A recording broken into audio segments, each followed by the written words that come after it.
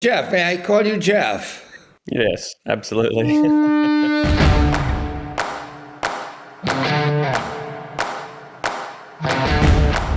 Golf is the only thing in golf that doesn't change. The only thing that changes is the person playing. Is this man a one-time winner on the PGA Tour? The point, Alan, is he didn't go Hollywood. You need a fourth? Before we get to the episode, we should tip our caps to Echo, our corporate sponsors here. And of course, Lydia Ko, the new world number one, is a longtime Echo ambassador. Michael, do you know my affection for Lydia? I share it. Just a charming person and an outstanding golfer. You know her far better than I. What can you tell us about her?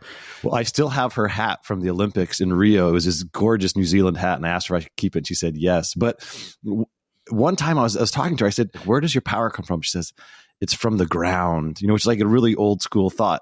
And she has beautiful footwork. And I always watch her swing the club, and she's dancing. And as I'm observing this, I always notice her Echo Biome shoes. Like they seem to give her superpowers. Have you observed anything along those lines? Well, you know what the great teachers say. There's only one thing that connects you to the ground in this game, and that's they don't say your Echo shoes, but in this case, it is her Echo shoes. So that's pretty cool. The secret to Lydia Ko's success, along with many other talents, but she's wearing the right footwear. So, all right, back to Need a Fourth. Hello, and welcome back to Need a Fourth, a podcast where Michael Bamberger, Geoff Ogilvy, and myself invite a surprise guest on. Two of the people don't know who's on the line. I happen to do so. A little hint to you boys. He's known as a golf writer, but he's only written one golf book, plus its sequel. He is a astronaut of the inner self, to use a felicitous phrase from one of his that he typed. He founded a place called the Esalen Institute on the cliffs of Big Sur, which was really the first gathering spot for searchers and wanderers and seekers who wanted to explore the mind-body connection. It's still thriving, and after launching helping to launch anyway, the counterculture of the 1960s, all these years later, Esalen is still a draw from all over the world. So, any guesses who our guest might be? Here's another important detail. We come from the same hometown, Salinas, California, and it's not John Steinbeck. So there's not too many typists who have come out of there. Michael, was he delivered by John Steinbeck's physician father or grandfather? You're getting warmer. His father delivered John Steinbeck. Let me rephrase. His father or grandfather. Was his father delivered John Steinbeck? I think possibly the grandfather, but you would know better than I. Well, we can clear that up. I think we know. Did John Updike say of this writer to be named, he took the lid off the game or something to that effect? Yes, I think it's now obvious that our guest is one Michael Murphy, author of Golf in the Kingdom. Mr. Murphy. Wow. There you are. Alan Shipnuck, I remember you very well.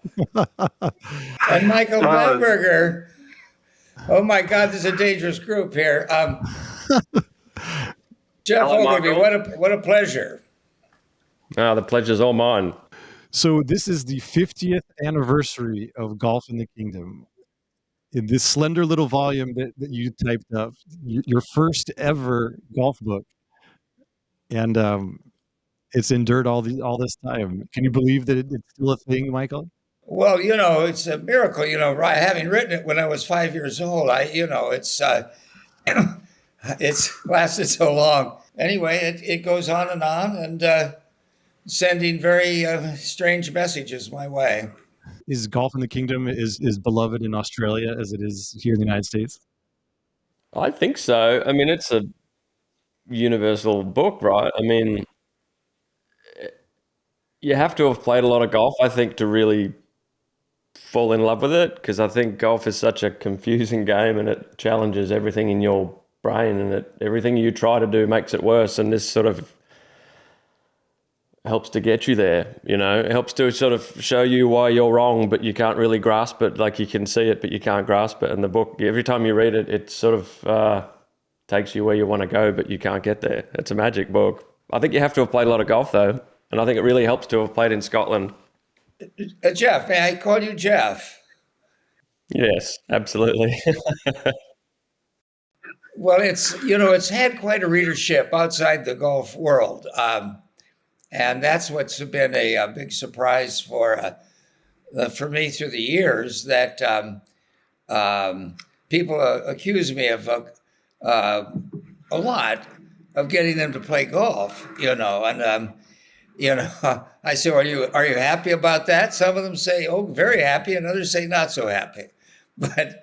It struck a nerve, with these kinds of when it was published, outside the box experiences, and that's I think that's been its lifeline into this lasting readership. So it's a tremendous surprise to me. I mean. The range of experiences people have wanted to share with me, and certainly on golf courses, people who've had these who feel a sympathy with the experiences in it. Michael, you write in the book of the peak experience, Hogan at the height of his powers. We've talked about Tiger in 2000, Geoff Ogilvy at Wingfoot, another peak experience. Was the writing of that book a peak experience? Did you write it in a sort of fever dream? I've never had a chance to ask you that before. Well, it was, it's not only the first book I wrote, but the first book I tried to write, and it came, and it was actually great folks at Viking Press. This was back 1971, 72, so it was not really edited. So it came out, and it's. I've written another 7 books, but none of them came like this one, relatively easily. But I'd had the idea to write it 10 years earlier, and then instead I started Esalen Institute and, survived that. And then I sat down to write this thing so I could argue that I was kind of gestating. I mean, it was incubating it, and it all just came out the way it did, and it struck a nerve, and it's had this unusual publishing history, where, oh boy, anyway, that's a story unto itself. So I would say I was in a state of self-discovery and,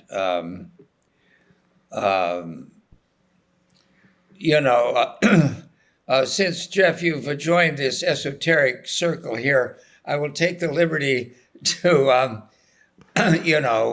be very frank about some of these experiences that the book is attracted to me and triggered from the writing of synchronicities and coincidences and memories. And this can happen, when you're writing. You guys know it, that certain acts just channel stuff. It's just amazing.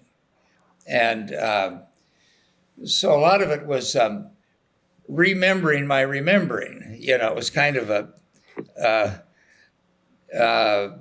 things that I knew playing when I was in, I didn't start playing until I was 14.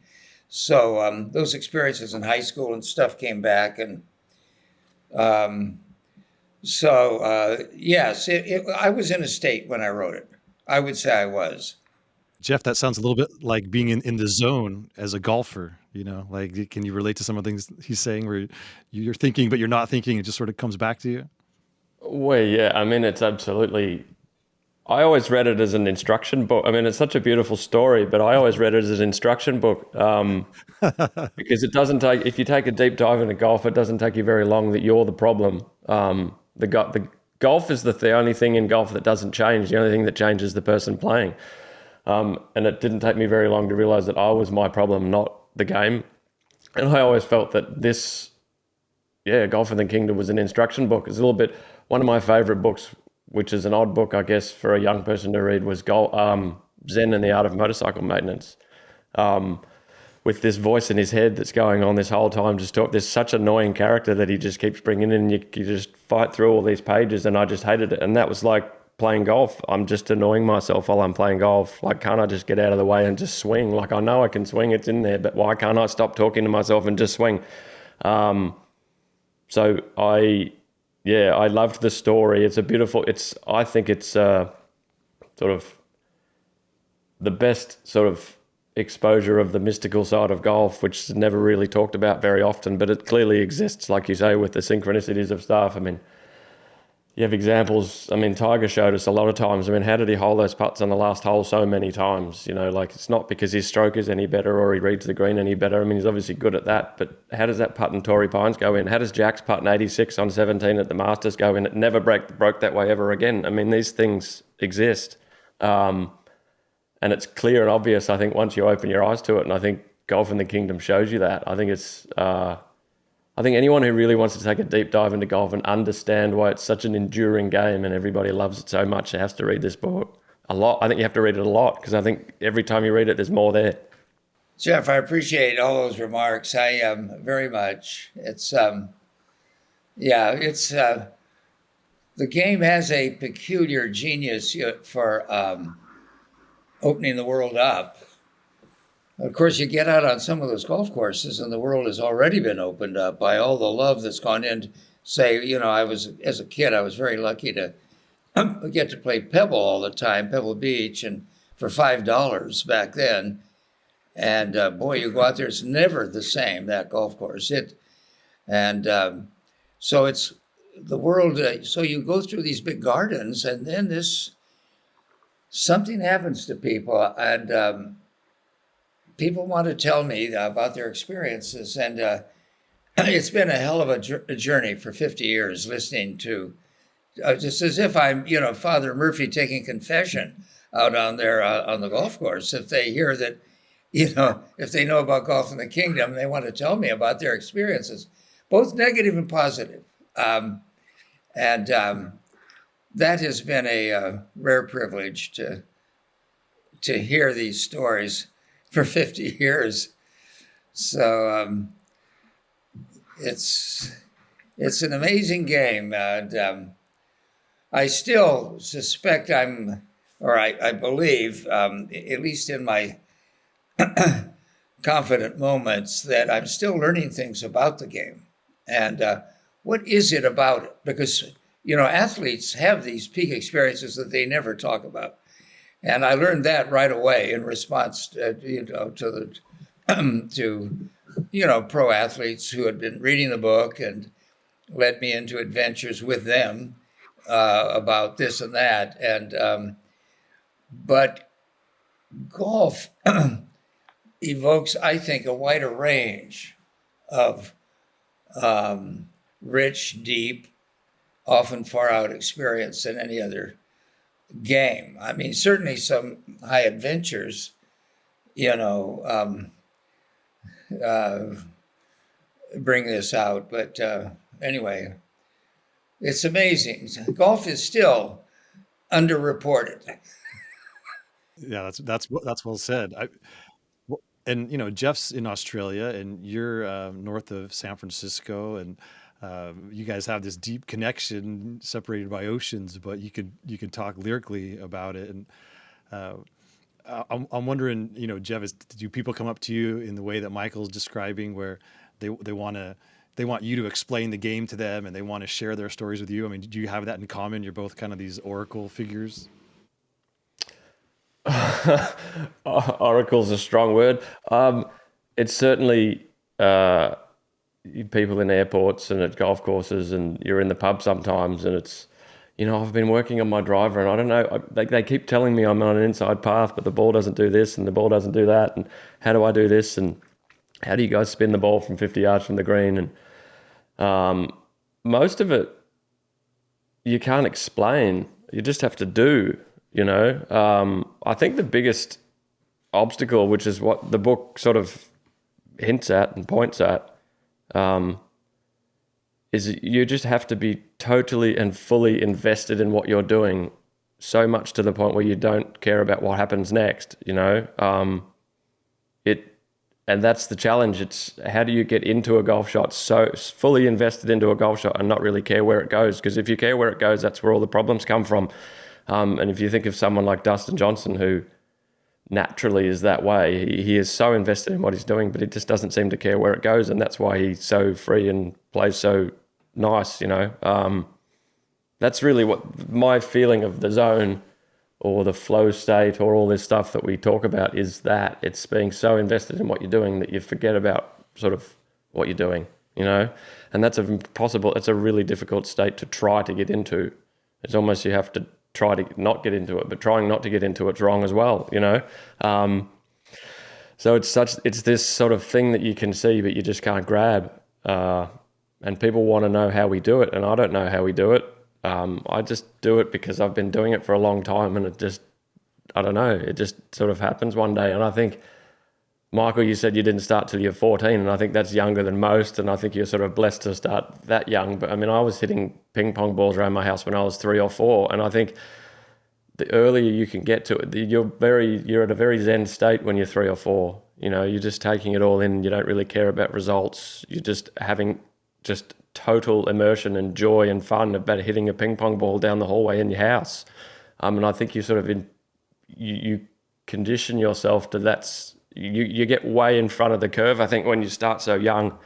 I mean, you look at Tiger was on TV when he was in nappies, right? Or diapers, sorry. Like, he was doing it from day one. And I think there's an imprint on your, whatever you want to call it, if it's physical or psychological or spiritual or something, there's an imprint. The earlier you start, that you can be so fully immersed in what you're doing that it's not about the result. The joy is in the doing it, not in where the ball goes. And I think that's the biggest challenge, because the more people want to play well, the more they care about where the ball goes. But the more you care about where the ball goes, the harder it is to hit it where you want to go. So I think that's why it's such an enduring game, and the book is still so relevant 50 years later, because that really is the challenge of the game, is to be so involved in what you're doing that you forget about where the ball's going to go. And that's a really hard thing to do. If I could just offer, Michael, 2 quick observations and then a question. One is, this very much relates to golf in the kingdom.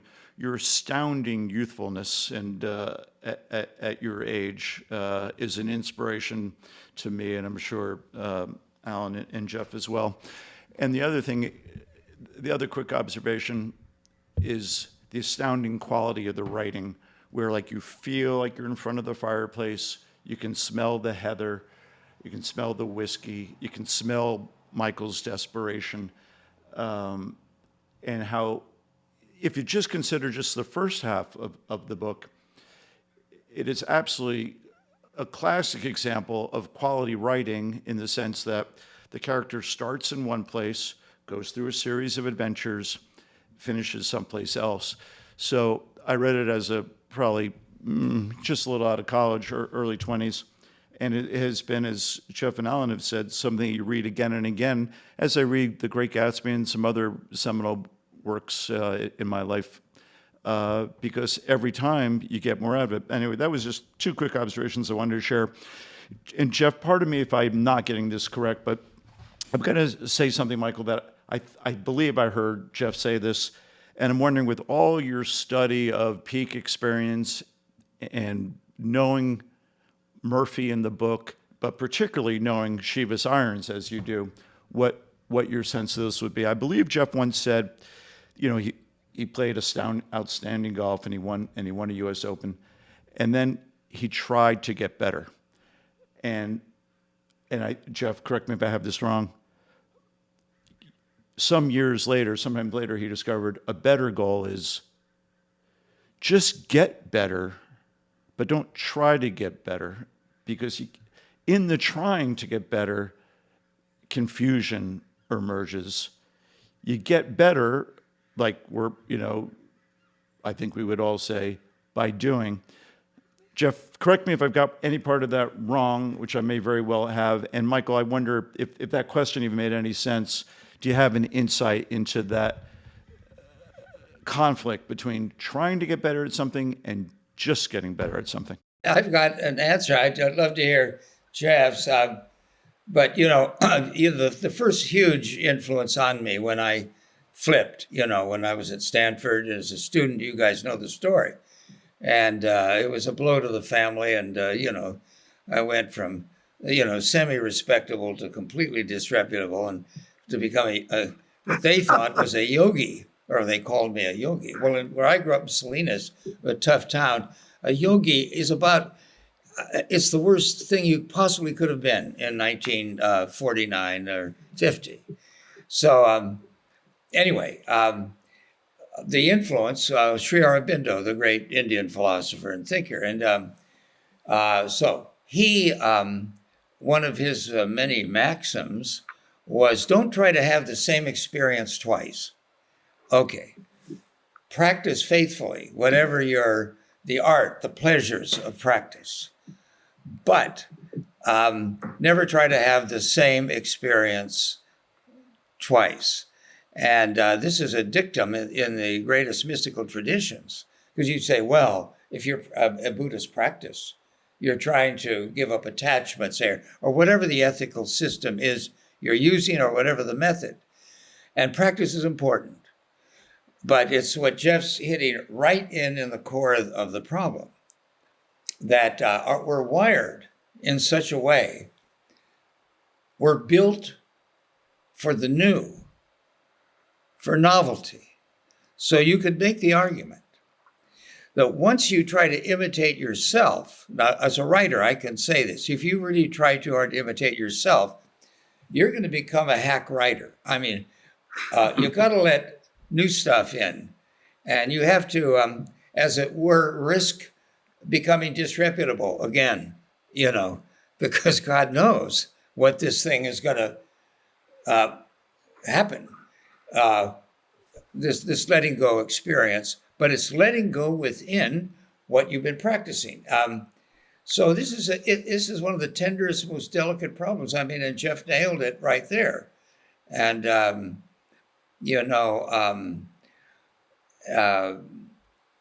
Hogan was actually good on this point, and I do think he was a subliminal influence on me.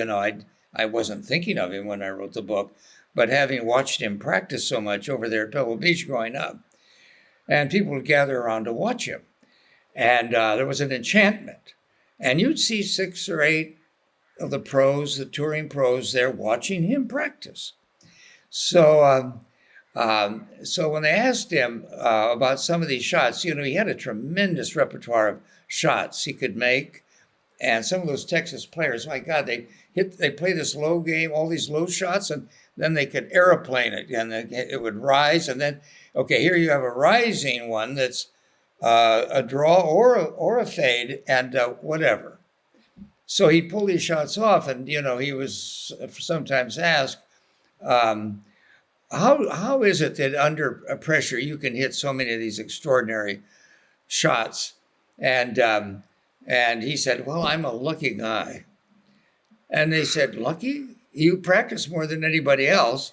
And he said, well, the more you practice, the luckier you get. But he was getting at this thing that I think Geoff's getting at, same thing, the new.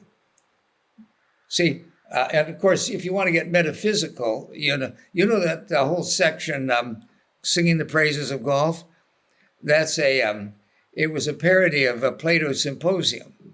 I think we've talked about this, Alan. I think so. If you walk through Plato's Symposium, all the characters are kind of I was having fun with that idea, and as the great philosopher Whitehead said, Western philosophy is nothing but a series of footnotes to Plato. So it's kind of embedded. This ancient, it's embedded in there. I mean, it'd be fun talking about that. So a lot of these, and one of the great truths is that we're born to eternal novelty. And that's a hard truth for a lot of religious teachers. And I don't know where you guys want to go with this esoteric meeting we're having here. Michael, well, I mean, we'll follow you anywhere. Well, no, you said something interesting a minute ago that I want to explore. This idea of being disreputable, because you came from a family of doctors.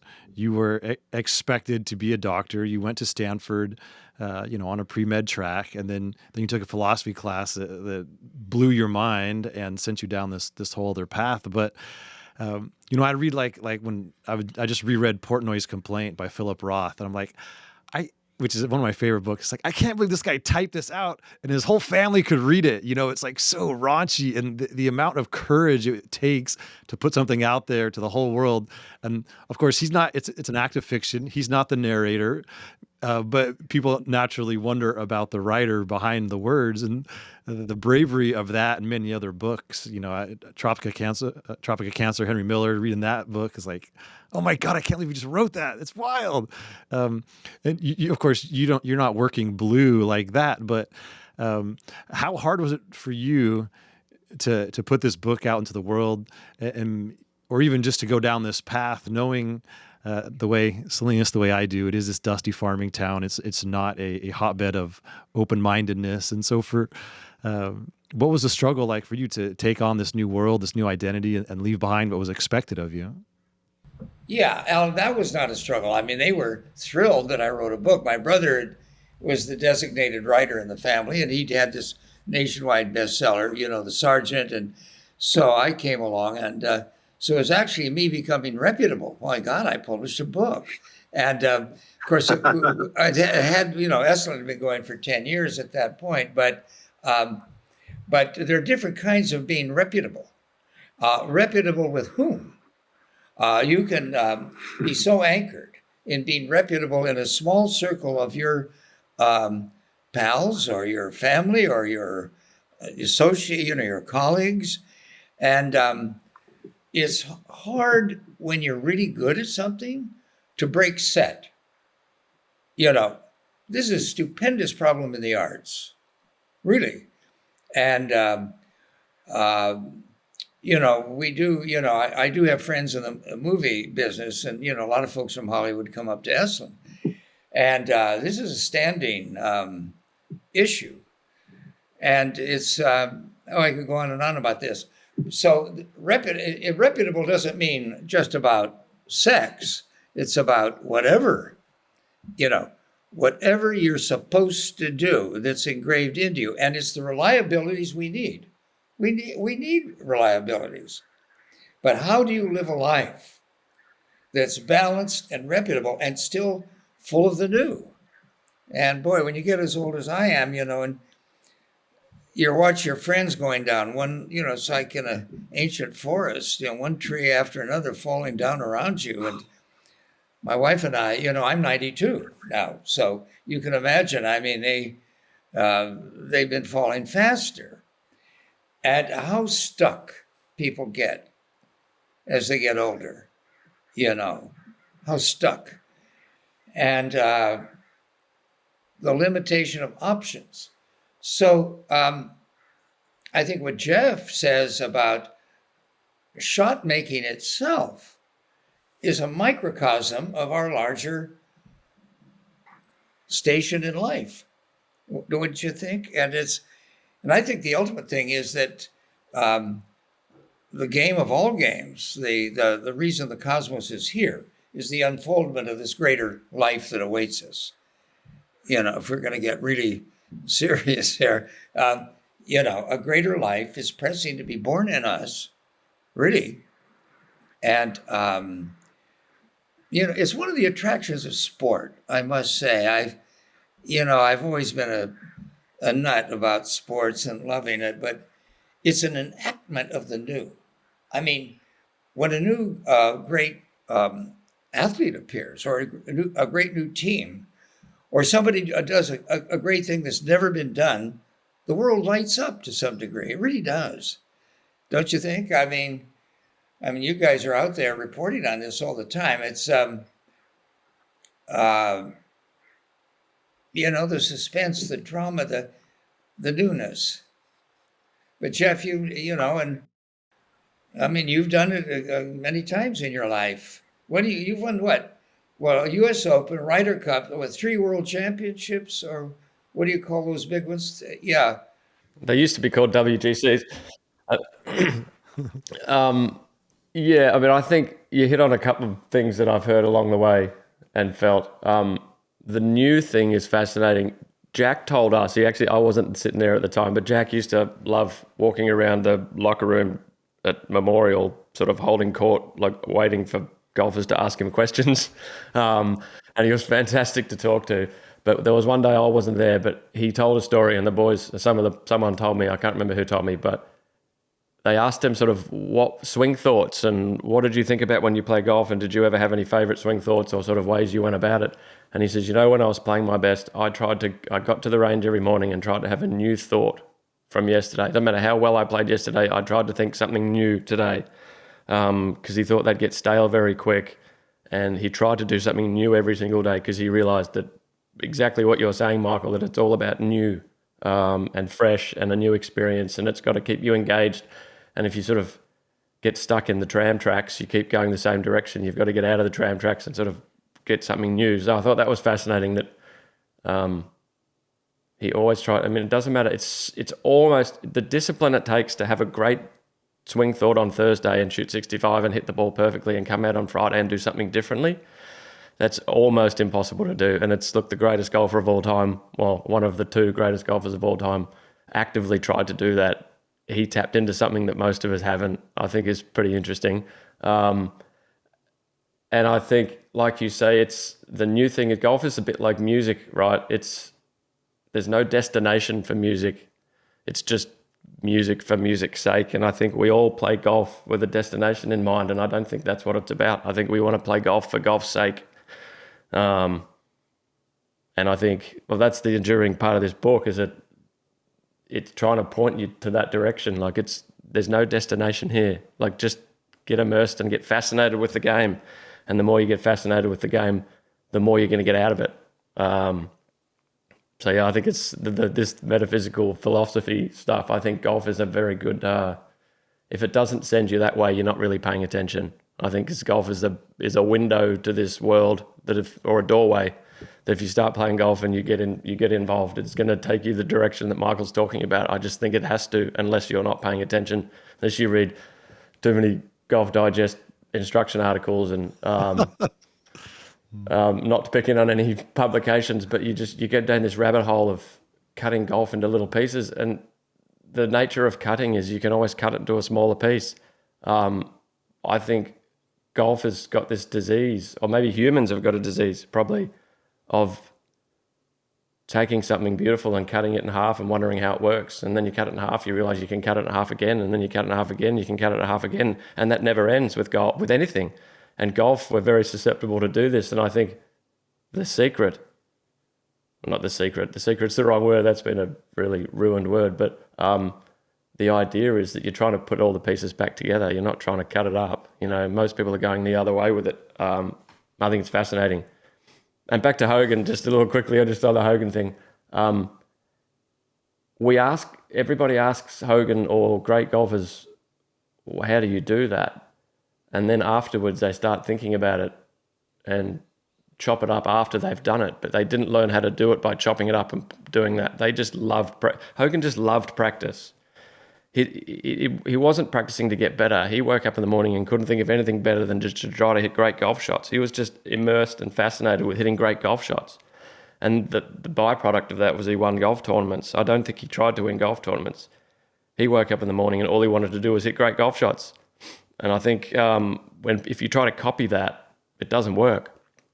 You've got to light the fire in yourself to be fascinated yourself, and all you want to do in the morning is to get up and hit great golf shots or write well. I mean, I assume writing, I feel like if you just love writing and just start writing and keep writing, something good's going to come out of it. The more you just get into writing well, that's the good result. If you set out with a destination in mind, you're probably going to not quite right as well, because you're putting yourself in tram tracks and you're giving yourself a destination.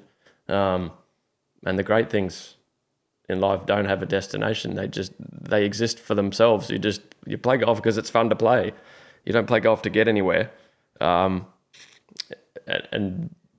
human nature is we're always trying to get somewhere with something. But how do you know where you're trying to get? You don't know where you're trying to get. you know.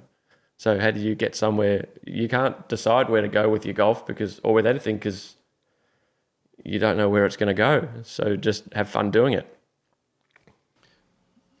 To Geoff's point, it's a really odd game, as almost all games are, because there is no product in the end.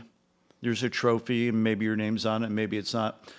But there's no product in the end except for some kind of vague internal feeling, which, of course, Michael, you captured, so extremely well in your book.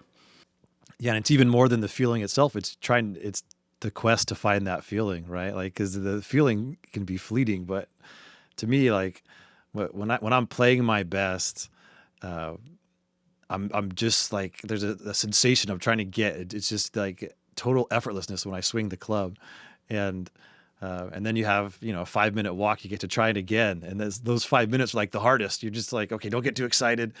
Don't think about, well, okay, if I birdie this hole and I finish with 2 pars, I could shoot my best score ever. Like, it's like the walk to me is one of the hardest parts of golf. To not get in your own way and not start chasing a different feeling. Like it's I think Shivas might have had something to say about this. Let the nothingness into your shots, right? Like that's one of the most oft repeated lines from Golf in the Kingdom. But the nothingness is the key.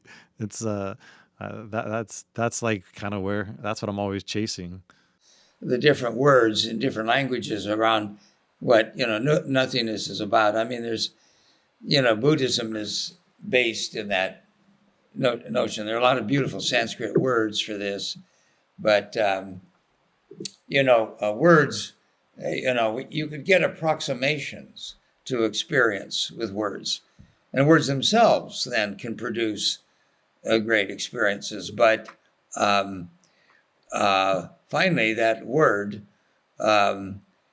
it can get you close, but by itself, it can't get you there. I mean, you have to experience it. That's what he meant. You might have called it something else.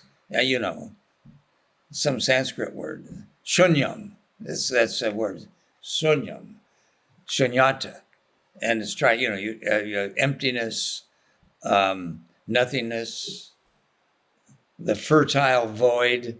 Different translators will translate that word. But people have been testifying to this and to these further dimensions of human experience, for thousands of years. And as it comes into the culture, it's just amazing to me that writing this book, that golf is a doorway for lots of people into this. The first time they've ever had a deep Buddhist, people will sit in retreats for years and not have some of the experiences they have on golf courses. It's a great irony, but there it is.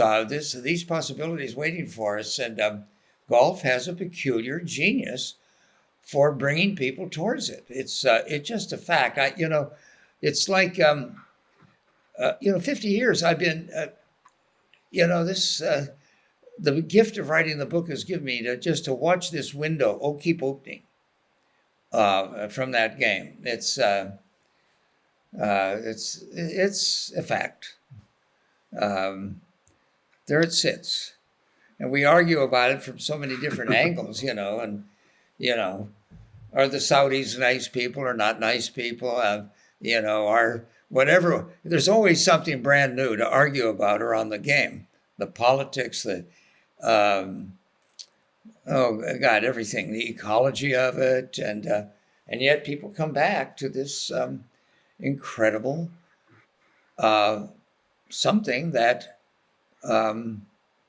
delivers these experiences, or people experience. Having started Esalen, it's been going for 60 years now.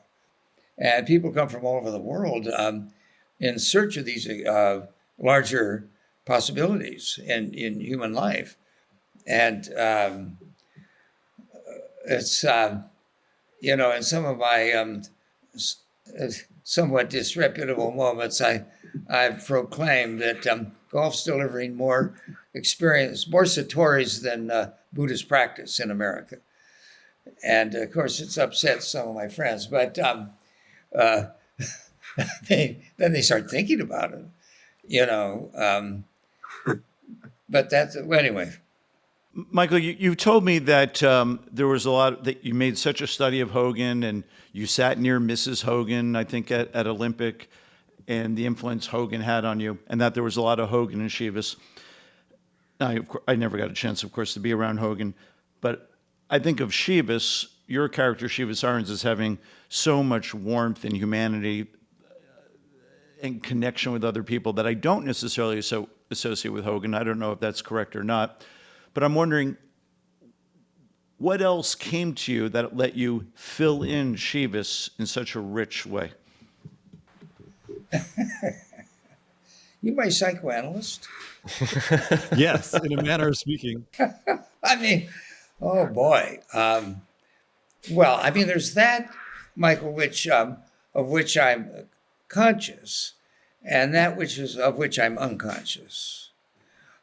You know, anybody who writes a book that is imaginative and you know, I say, people say, well, is it fiction or nonfiction? I say, well, it's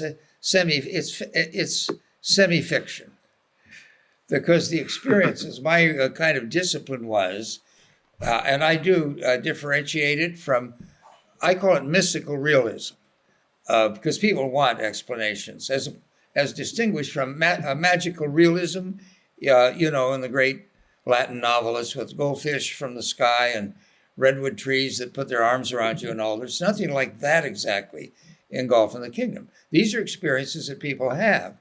And, you know, I wrote the sequel, you know, The Kingdom of Shivas Irons. All those experiences actually happen to people. And so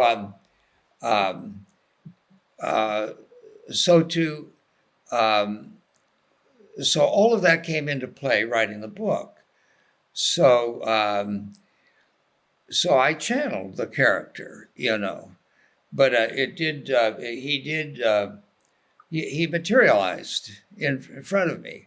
And pretty soon, this can happen. You asked me about the state I was in. Pretty soon, I was hearing the stuff I wrote down. You know, I was hearing it. And people think, well, yeah, you know, this is on the edge of schizophrenia.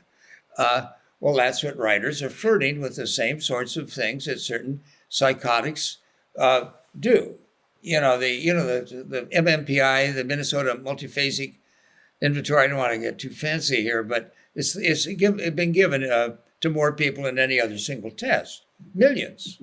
And there's something called the schizophrenia scale. And when when it's given to a lot of writers, they score very high on the schizophrenia scale, because it's.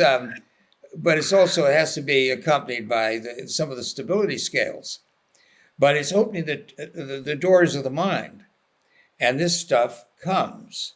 And so that was, it was the first book I tried to write, let alone write. So it's kind of quasi-channeling. And you could say that in great art and in great sports performance. And I think this is, again, I would argue with Geoff, we're getting at this thing. If you can open not only the doors of perception, but open up all the hidden windows of your mind-body complex. I mean, when you think about what goes into hitting let's say a shot, I'm thinking I was right next to Hogan when he hit a shot at that open he lost to Fleck, and it was in grass, pretty high. I mean, it was in the rough, and but it was one of these low shots. Some of these Texas players, Tommy Bolden, Jimmy DeMare, they'd hit these low shots that would rise.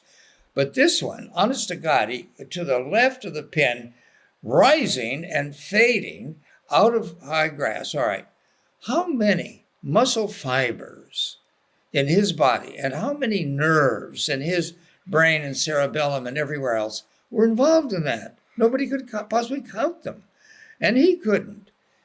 I would argue he channeled that shot. He channeled it.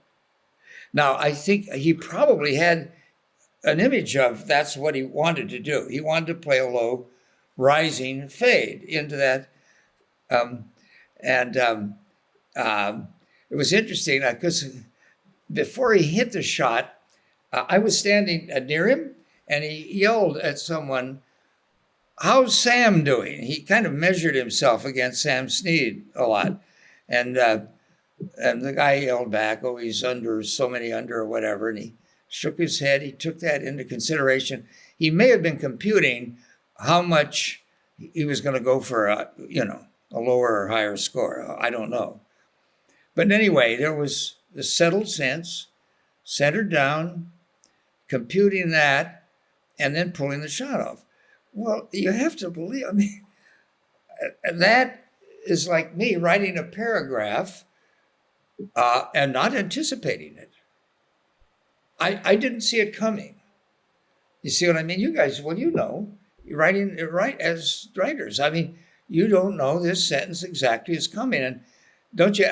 But it appears, and that is this marriage that we all have with our unconscious, our subliminal mind. People say, "Well, how do you see the unconscious?" Well, I say, well, think one image in Star Wars, the movie R2-D2. The robot goes around. Okay, we each have our R2-D2. It's our unconscious. It's always working. So you have to know how to listen to R2-D2. But so one for a writer, it comes as a sentence or an image or even a paragraph. When you get one of these long runs, it's I actually do think I owe some of it to my Irish ancestry, because my father's side of the family, all this, there was a lot of competition for who was going to blow the longest riff at dinner. There was. It was. These cultural stereotypes often have some truth in them. But you read Joyce, Ulysses or something. Some of those are paragraphs that he channeled. Okay. And the same with certain rounds of golf. I'll tell you, the only person who ever played a great game in his life that I played against once was Kenny Venturi. And he was 15, I was 16. And he became famous in our part of the world up here, in Northern California when he was, I would say from the time he was about 17 to 20, that he would maybe get 5 or 6 holes where the ball was stiff to the pin.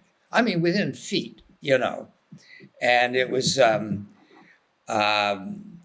then he went out on the tour there, and he did well. But I remember that as a kid, having known him, and I can't say I played against him. We were matched with each other. It was a pathetic mismatch. But anyway, so the point I want to make is this R2-D2 that is in us is the subliminal mind, our secret magic. It can be there for a few seconds or a few minutes or a few hours or over a period of time. It's, this comes up a lot down at Esalen. People coming from from all over the world to talk about this stuff. It's huge. And once again, golf is an incredible venue for people to experience this stuff. It's amazing. Well, Geoff, obviously in your life, you've done it. To win those big tournaments, Jesus. And the competition you guys are against.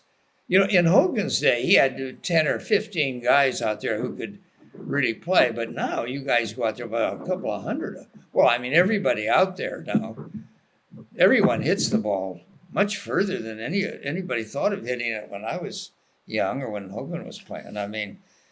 You hit it further, but all that competition, and it's a cohort of magic has emerged, and it's although it's interesting that certain players. If a lot of people turn on the, we don't need to repeat this to just watch Tiger, and so you could argue that in the old days, I mean, when Hogan was playing, and some of those guys were such characters, so people, it was kind of like watching the Harlem Globetrotters. You go to the Crosby Clam Bake and see some of these guys play. It was colorful characters. Somehow, I don't know how you feel about this, Geoff, but there's a lot of more conformity on the tour. I do have a question for you, Michael. I mean, at 92, you're not playing a ton of golf anymore, presumably. Do you dream about golf? Can you still summon in your body the sensation of hitting golf shots? Like, how much does the game live within you still? Great athletes do leave legacies in the minds of people who were near them when they were playing, or even on television. I mean, we all know there are certain shots that are in me. Take that shot when Hogan hit that shot. That's in me. I can feel it. It was so thrilling. It's like, remembering the most delicious experiences in your life.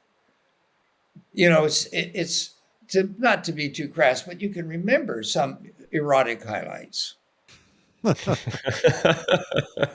There are certain things you will never forget. And it's not just that you have a mental image, you feel it, particularly if you ever played the game, You know what I mean? And it's almost as good as the real thing, the remembering, maybe better. I was watching Tiger, and I actually was experiencing, on some of those drives he hit, I was experiencing lust. I'm sure that's true. So there's a lineage. I mean, a legacy that great athletes leave out there in the memories of others, really. Well, and also great writers and great storytellers. I mean, Geoff's up and down on the 72nd hole at Wingfoot will live on forever. I mean, that just as Golf in the Kingdom will, just as To the Links Land will. I mean, it's kind of neat to bring together people on this one conversation who have touched a lot of folks in different ways, and it's fun for me. I feel like I'm just having an out of body experience watching you guys talk about these things. But it's one of the great things about the 19th hole. You play over in Scotland, and my God, you rub raw in the wind. And I tell people, if you go into the clubhouse and you have a single malt, a sip of single, and you don't get halfway up to heaven, you're not going to get there when you die. It's, you know what I mean? I mean, it's because it opens up. It disinhibits you to some extent, and in that disinhibition, amazing things arise, and so that in that sense, we're so vulnerable and contagious to one another. And when you have a sports arena with millions of people watching, it's at times I just think underrated how an athlete can do something. It's a thrill that lasts and reverberates forever, or as long as anybody who experienced it is alive. The legacy of our greatness to one another. And let's say somebody who's been down and out and has not done a lot of good in life and does one incredible, great and good thing, and it reverberates where it reverberates. So we can all add to this incredibly cruel but grace-laden world we live in. I mean, so anyway, it's people say to me, I love a challenge like this. Golf's, at the end of the day, Mike, it's a silly game. I say, well, what? I mean, a little ball into this hole and you walk around like this and everything else. So I know when they're setting me up like that I'm going to win. And because I can come back with all of the good things that happen, in this game. So I'm serious. And it's it's a largely enchanted game that, well, it does what it does, and it's these and sport generally. It's oh boy, I'm inhibiting myself right now because my wife and I are very involved in Russian-American relations, and we're living in this hell that's perpetrated by Putin. I don't want to go down that road with you guys, but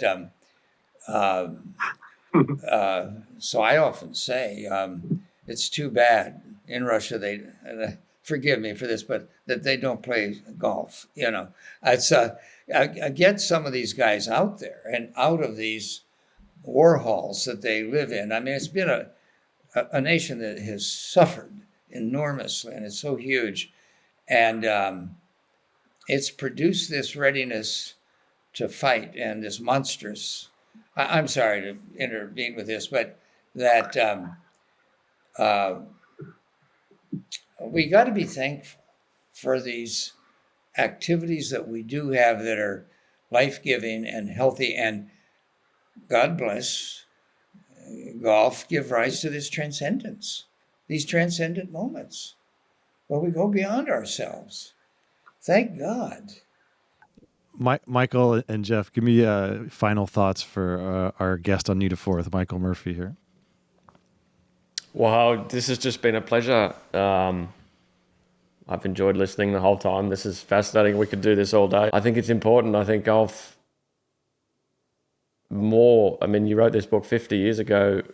It should have been paid. Everybody loves it, but everybody loves it, and then they go off and don't really live it. They get distracted by everything else. And I think it's more relevant now because, as I said, we're cutting it up into so many small pieces, and we're sort of missing the point of the whole thing. Golf is just there for golf's sake, and it's so we don't have to fight wars, because we fight the war with ourselves every time we play golf, and we learn about ourselves every time. And I think it's just been fascinating. I've enjoyed the whole thing. We could do this for hours. Well, thank you, Alan, for arranging this. And Michael, I hope I have many more opportunities to say this to you, but I just want to say you're a hero to me, and I'm incredibly grateful that you are the person you are and that you've written down the words that you have.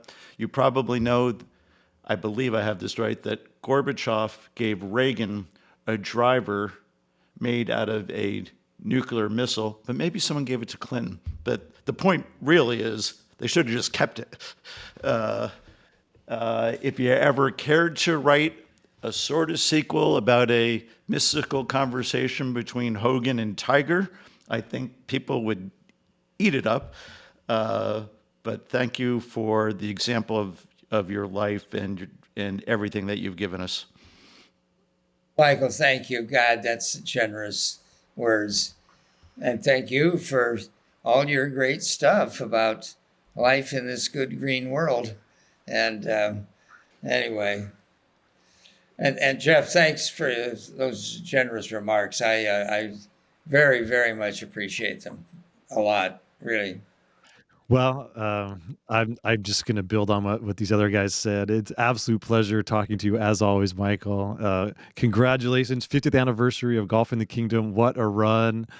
92 years old. I think anyone who listens to this podcast will know that you haven't lost anything off your fastball. It's heroic, the life you continue to lead. So this has been a tremendous pleasure and honor. Thank you for rounding out our foursome here.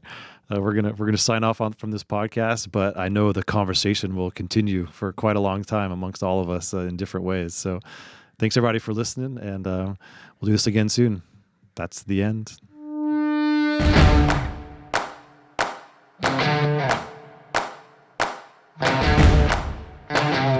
Oh my God, there's a dangerous group here.